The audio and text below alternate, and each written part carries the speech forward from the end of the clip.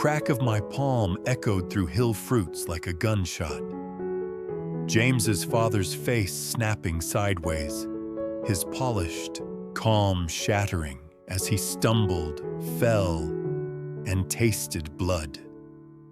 For one breath, the whole town held still. Then, James dropped to his knees, not as a businessman, but as a son, hands trembling, voice breaking, tears spilling, as he whispered, "Dad, please, don't fall here." In that moment, I realized boundaries can bruise, but love can still rush in to catch the person who tried to cage it. If you believe a mother's line should never be crossed, tap like and stay with me. But to understand why I struck him, we must go back to that quiet morning. That morning, the world didn't feel like a battlefield. It felt like rice steaming, Anna's marker caps clicking, and Nay wobbling through the kitchen with a toy orange like it was treasure. James crouched beside her and whispered, "2 bites, then play." Nye stared at him, serious as a judge, then opened her mouth. 1 bite, 2. She chewed like she'd just agreed to terms. Anna giggled. "Dad is good at contracts." James smiled, but I saw the tired under it. The tired of heart that's been bracing for old ghosts. I set the bowls down. "We're going to have a normal day," I said. He nodded once, eyes flicking to the street. "Normal," he echoed. "We can do that." We opened Hill Fruits anyway. Gate unlocked. Lights on. Care cards sealed in the box. Customer notes resting in the jar. Luan arrived with crates and that quiet way he has of standing close without making it obvious. Officer Thu's motorbike passed once. Slow, steady, no wave, no show. Just the message that kept my lungs working. I am near. For almost an hour, life behaved. People bought fruit. Anna helped. Nay stayed close to James. Then Mr. Hung appeared. He was an older man who rarely spoke more than necessary. Today he stepped closer, eyes fixed down the road. "Diep," he said softly. "A black sedan is parked by the Aisha bend. It's been there since early." My stomach tightened, but I kept my face steady. "Thank you."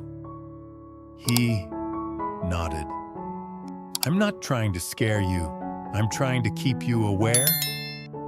10 minutes later, the sedan moved slowly toward our gate.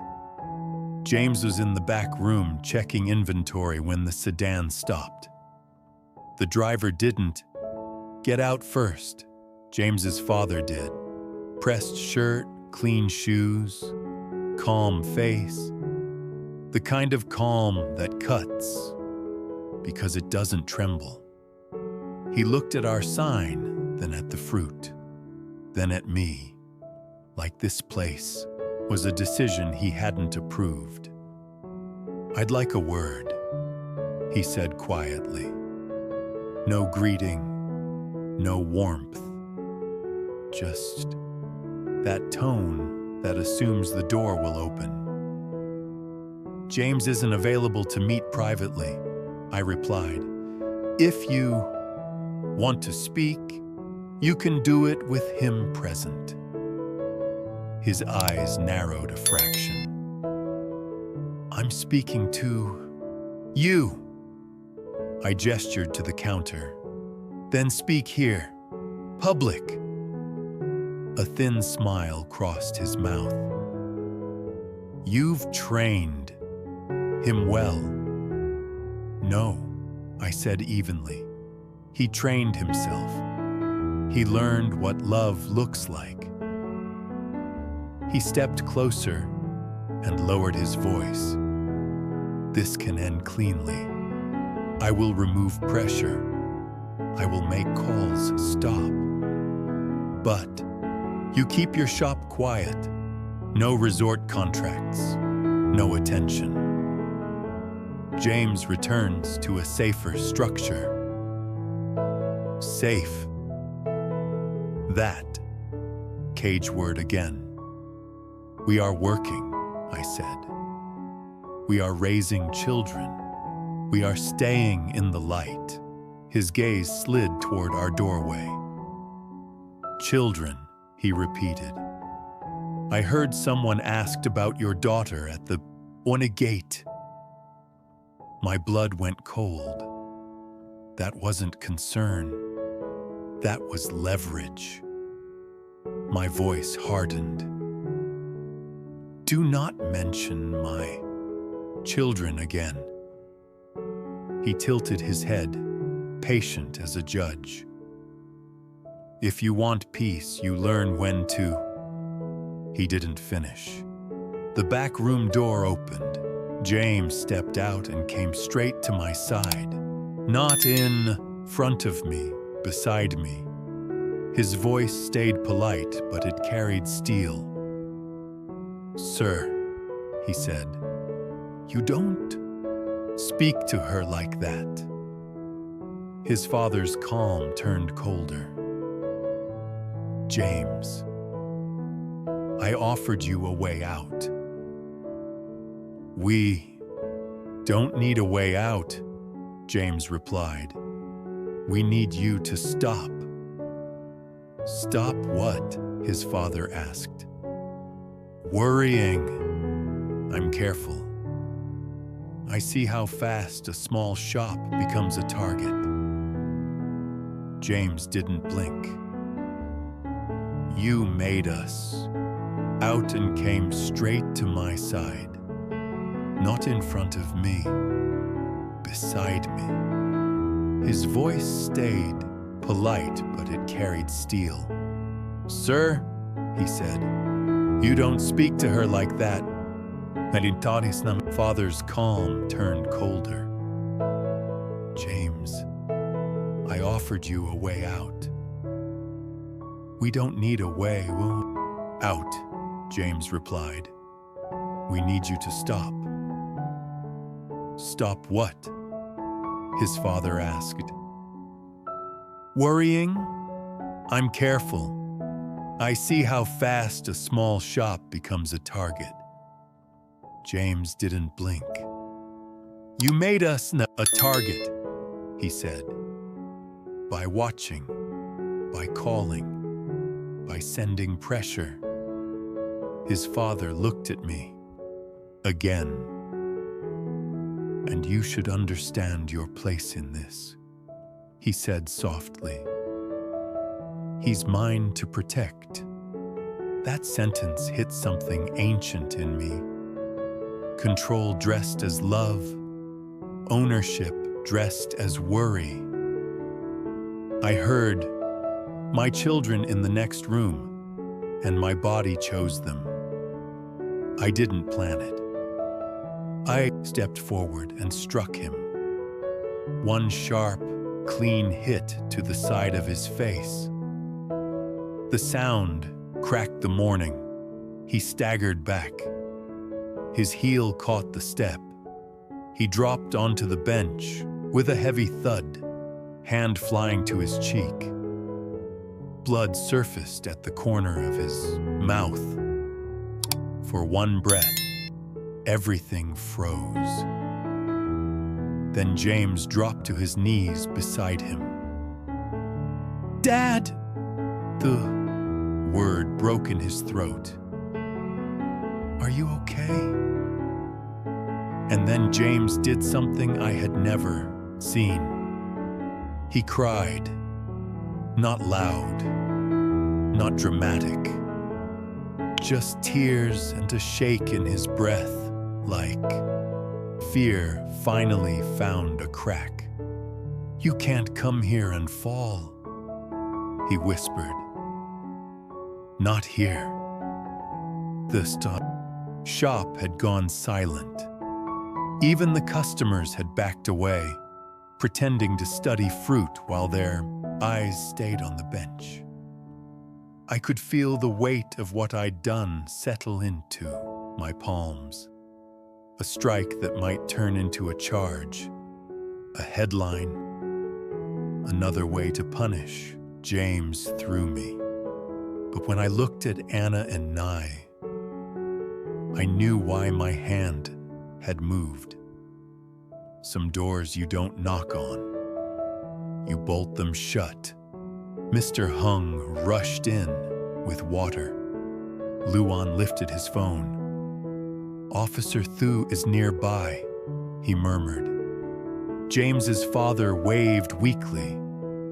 "No police." James looked up, eyes wet and furious at once. "Then stop bringing danger to our door," he said. Behind me, small footsteps. "Mom?" Nia's voice, soft as paper. James's father tried to straighten. His skin had gone pale. His breathing turned shallow. James saw it. His face changed fast. "Luan, call Thu," he said. "Now."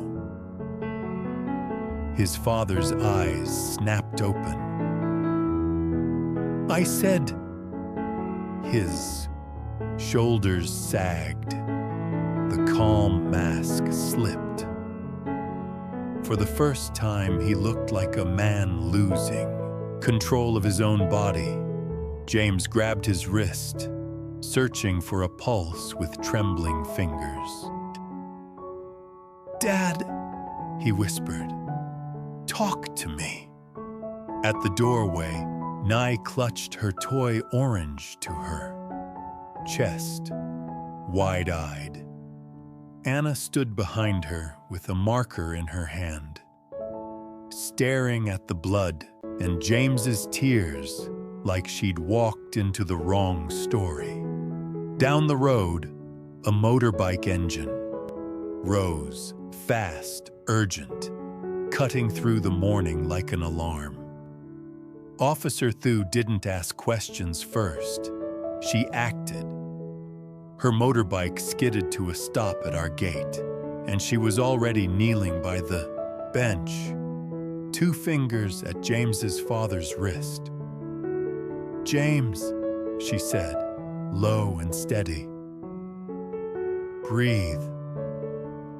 Tell me, what happened?" He got hit, he fell," James rasped. "He's not right." Thu's eyes lifted to the older man. "Sir, look at me. Can you hear me?" James's father tried to answer, but his pride tangled with his breath. His face had gone pale, sweat shining at his hairline. "Luan," Thu said, not loud, not dramatic. "Call the clinic. Tell them we need someone. Here now." Luan was already dialing. Mr. Hung appeared with water and a napkin, his hands calm like he'd been steady his whole life. James stayed on his knees. James stayed on his knees. He wiped the small smear of blood from James's father's mouth. "Dad," he whispered, "stay with me." Then he cried quietly, helplessly, as fear cracked his armor. I pulled the two children closer to the doorway. One clutched a toy orange painfully tight. Her eyes stayed locked on James's wet face. "It's okay," I told her. "We're safe." The other child didn't cry. She stared at the bench like she was memorizing every detail. "Come, Mom," she asked, voice thin. "Did you hurt Grandpa?" The word landed hard in my chest. We had never taught her that word. Children sometimes name the truth before adults are ready. I swallowed. "I stopped what should never touch you," I said. "But I didn't want anyone to fall." She nodded slowly, lifting her marker like a tiny sword. She stayed there, brave, watching. Chapter 6. The New Rules, spoken out loud. A clinic nurse arrived quickly, guided by calm instructions. No shouting, no panic, just hands doing what hands are meant to do.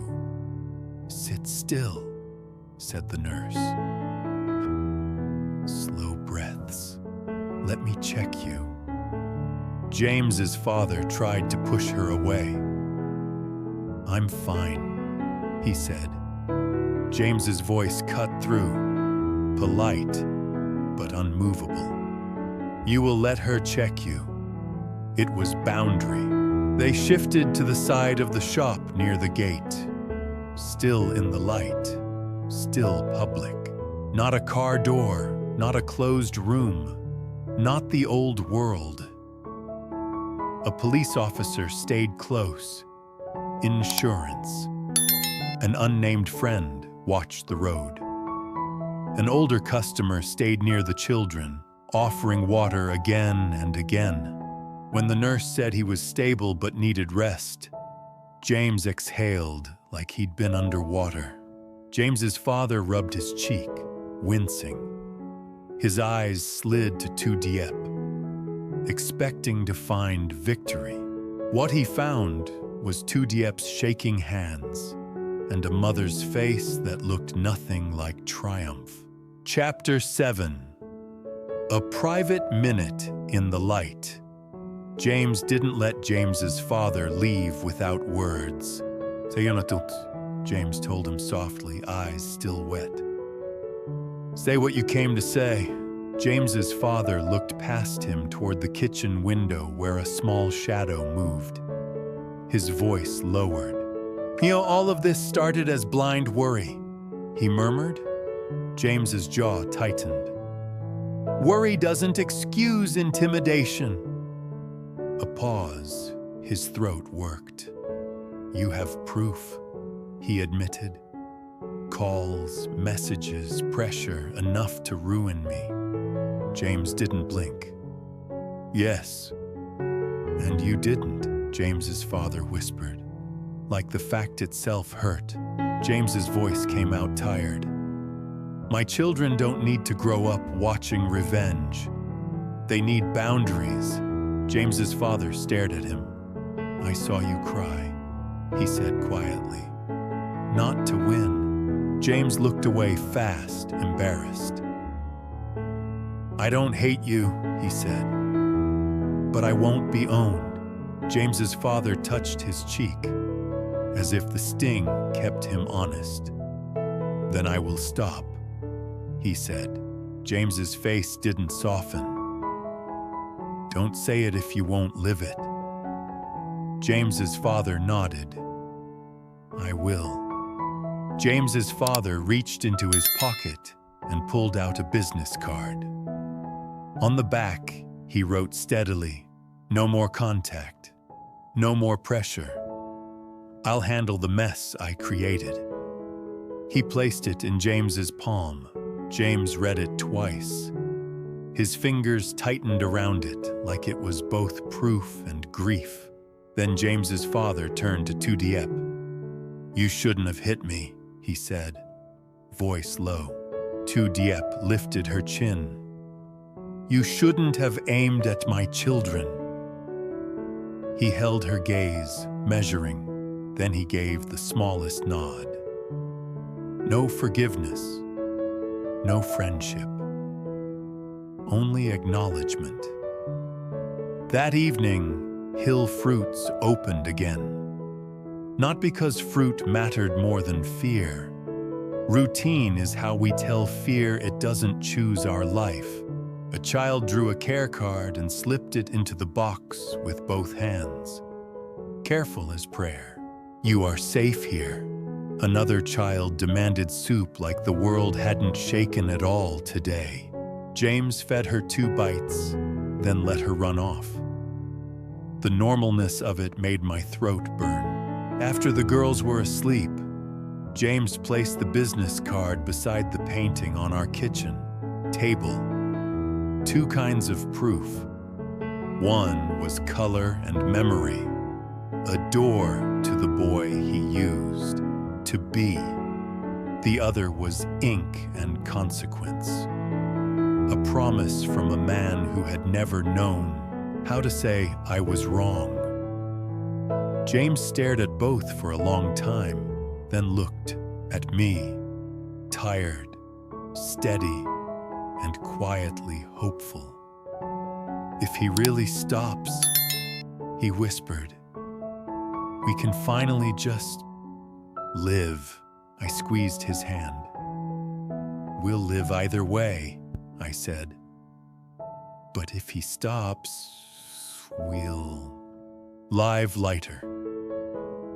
Outside, the shop light stayed on, and the ending stayed open, not because we were afraid to hope, but because trust takes time. It grows in small days.